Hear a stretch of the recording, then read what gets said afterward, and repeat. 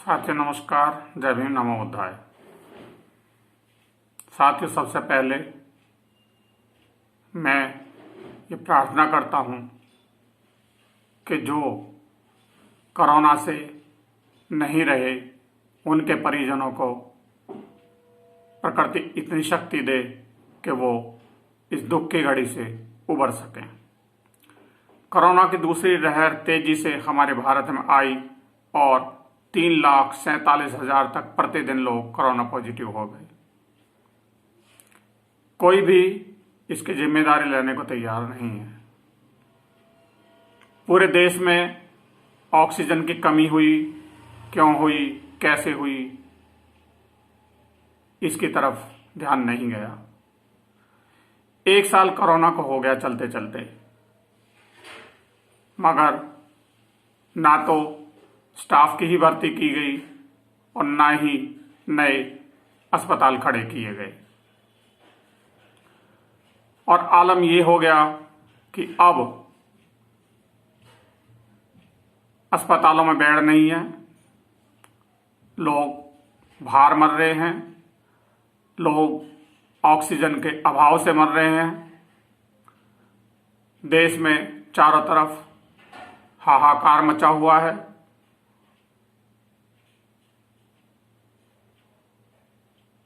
देश में परिवारों में मातम छाया हुआ है। शायद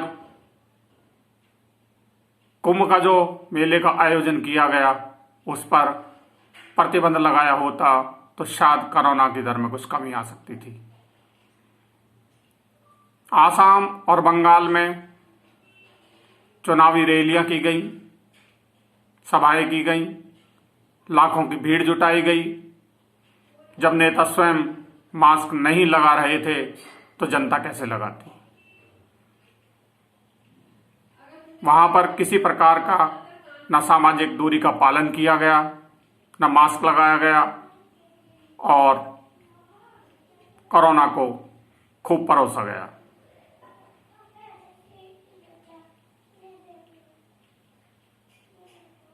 तो अब आप बताइए, यदि वहां पे ऐसा नहीं किया होता, भीड़ नहीं जुटाई होती, तो हो सकता है कोरोना की दर में कुछ कमी आ गई होती।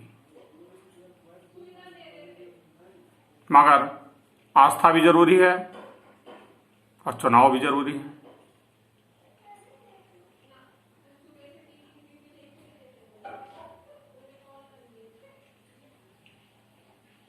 मगर अब जो हो रहा है उससे मुकाबला तो करना पड़ेगा। अखबारों में पढ़कर, टीवी चैनलों पर देख देख कर मन में घबराहट होनी आरंभ हो जाती है और हम डरने लग जाते हैं। हमें अब इसी डर को दूर करना है और हमारे मन पर, दिलो दिमाग पर एक मनोवैज्ञानिक प्रभाव पड़ने लगता है। सुख और दुख हमारे जीवन में बारी बारी से आते रहते हैं, मगर सुख का अनुभव हम जल्दी करते हैं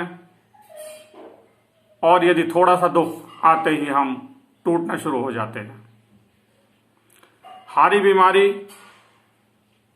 भी हमारे जीवन का ही हिस्सा है, मगर वह कुछ ही क्षणों के लिए आता है और हम उससे उभर ही जाते हैं। काले बादल छाते हैं, घटा छाती है, बरसात होती है, सूर्य को ढक लेते हैं बादल, मगर कुछ देर के लिए। उसके बाद बादल छटते हैं, पृथ्वी पर प्रकाश और अच्छी तेजी से आता है, सूर्य और चमकता है। इसी प्रकार से ये कोरोना के काले बादल हैं, वो छट जाएंगे, हम इससे भी उबर जाएंगे। इस घड़ी में घबराए नहीं, अपने परिवार का एक दूसरे का सहारा बने, हिम्मत न हारें, हिम्मत के साथ मुकाबला करें। और ये संकट का समय है, ये कैसे गुजर जाएगा पता भी नहीं चलेगा। इस समय में अपने उन महापुरुषों के बारे में पढ़ें जिन्होंने हमारे समाज के लिए अपना सब कुछ त्याग कर समाज कल्याण के लिए कार्य किए। और अब मैं यही प्रार्थना करूंगा कि घर से बाहर तभी निकलिए जब बहुत ज़रूरी हो, सामाजिक दूरी का पालन करें, साबुन से हाथ धोते रहें, घर की साफ सफाई का विशेष ध्यान रखें और खाने पीने का अच्छे से ख्याल रखें। कोरोना आपका कुछ नहीं बिगाड़ पाएगा।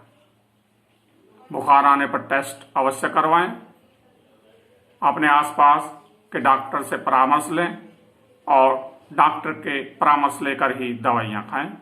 संकट भरा समय भी गुजर जाएगा, खुशियों से भरा सवेरा सुप्रभात लेकर फिर आएगा। धन्यवाद, नमस्कार, जय भीम, नमो बुद्धाय।